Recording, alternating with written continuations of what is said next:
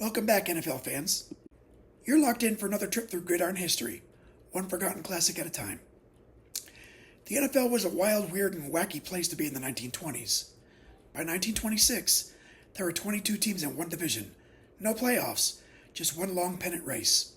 The league featured the Chicago Bears, the Green Bay Packers, the New York Giants, the Chicago Cardinals, and 18 other teams, only a few of which you've likely heard.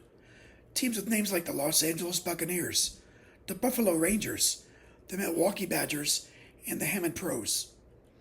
On November 27th, two of those teams faced off at the East Hartford Velodrome. That's right, a velodrome. The home team, the Hartford Blues, played their games in a stadium built for bike racing.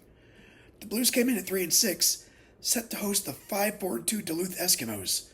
Dewey Scanlon, with a career mark of 10-8-2, coached the Eskimos, while Jack Keough led the Blues in their only season of NFL play.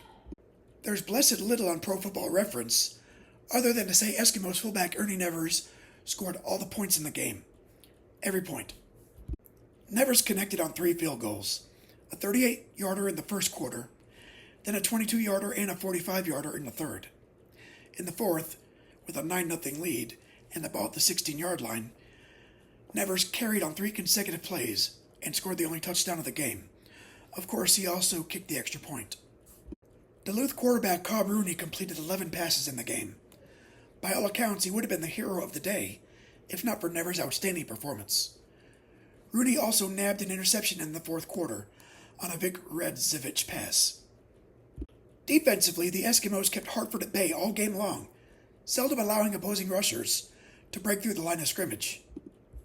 Late in the fourth quarter, Chuck Corrigan nearly caught a Jim Manning pass for a touchdown, but slipped in the mud and missed by inches. During an in-game interview, see, ESPN didn't invent that for MLB in the 2020s. During the interview, Nevers, who is also a Major League starting pitcher, was quoted as saying, "I like to play football, but I like baseball too, and hope to keep pitching in the major leagues for a long time. Professional football will grow if it is kept clean. This league has had some rattling games this season, and I think it will prosper. It takes a long time for sports to gain friends, but once gained, they are seldom lost."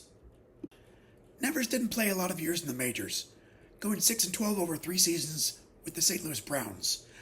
You know them as the Baltimore Orioles.